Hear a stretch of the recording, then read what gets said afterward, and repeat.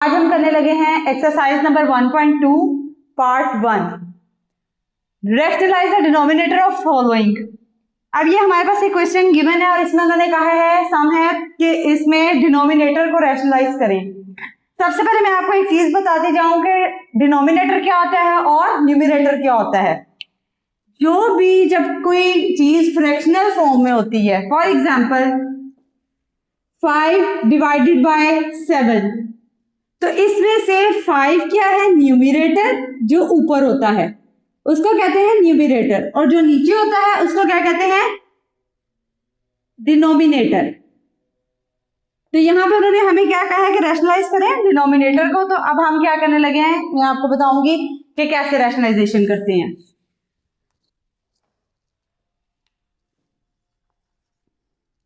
सबसे पहले आपने क्या करना है, एज इट इज ये सम लिखें 13 divided by 4 plus under root 3।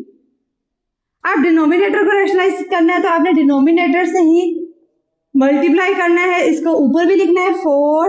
अब क्या होगा जब ये यहाँ लिखेंगे हम रैशनलाइजेशन में, तो 4 प्लस है तो क्या हो जाएगा यहाँ माइनस अंडर रूट 3, और डिवाइड भी करना है 4 माइनस अंडर रूट 3 से, इस तरह से कि डिनोमिनेटर में जो भी वैल्यू है उसी से ही ऊपर वाली वैल्यू को भी मल्टीप्लाई करना है, नीचे भी ठीक है मल्टीप्लाई और डिवाइड करना है सेम वैल्यू से, पर साइन उसका चेंज हो जाएगा। सेंट्रल साइन अगर रेडिकल के साथ है तो वो प्लस है तो माइनस हो जाएगा।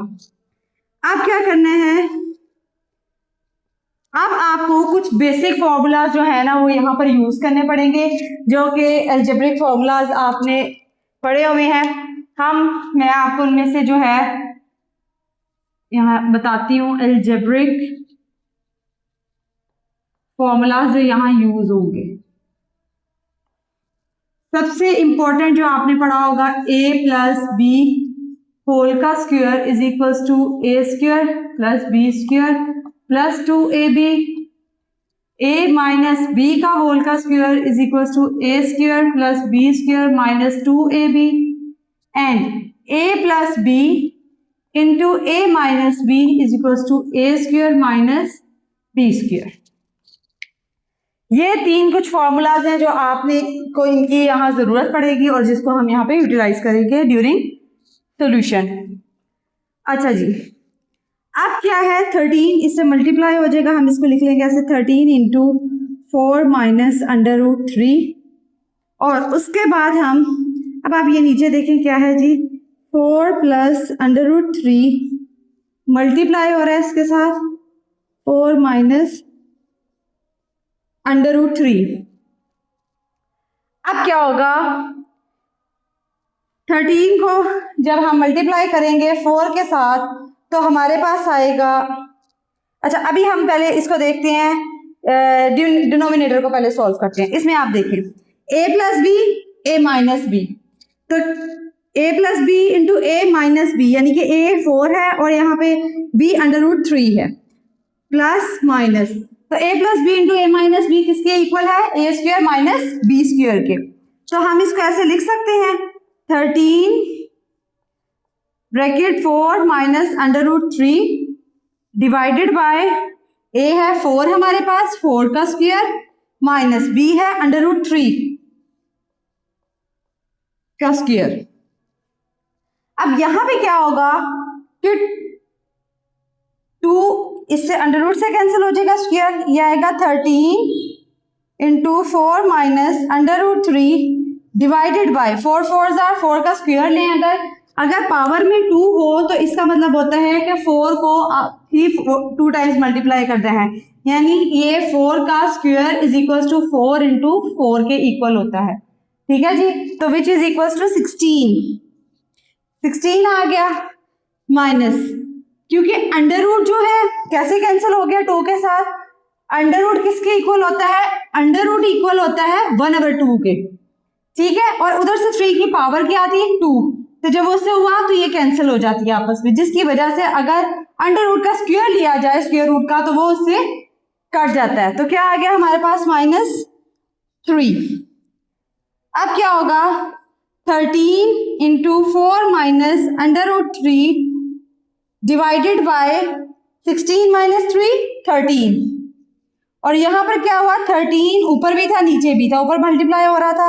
अगर ऐड हो रहा होता ना ऊपर, यहाँ पे प्लस या माइनस का साइन होता है इस जगह पे ब्रैकेट से पहले, फिर ये नीचे इसके साथ कटिंग नहीं हो सकती थी, क्योंकि ऊपर वो मल्टीप्लाई हो रहा है उस वैल्यू के साथ, नीचे भी 13 मौजूद है, ये आपस में कैंसिल हो जाएंगे और हमारे पास फाइनल आंसर आ जाएगा विच इज 4 माइनस √3 रैशनलाइजेशन के बाद।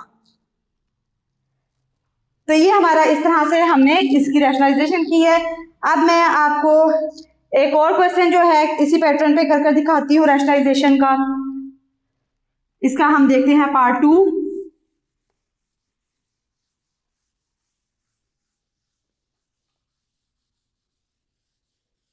अच्छा जी, इसके पार्ट 2 में क्या है, पार्ट 2 है जी √2 plus √5 divided by √3, √2 plus √5 divided by √3।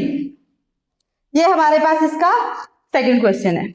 Okay जी, अब इसको कैसे सॉल्व करते हैं। इसको भी डिनोमिनेटर में हमारे पास यहाँ पे क्या है, √3, √2 प्लस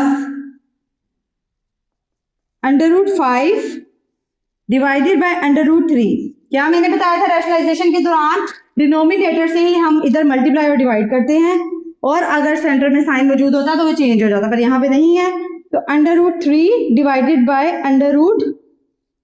√3 से हमने मल्टीप्लाई भी किया और डिवाइड भी किया।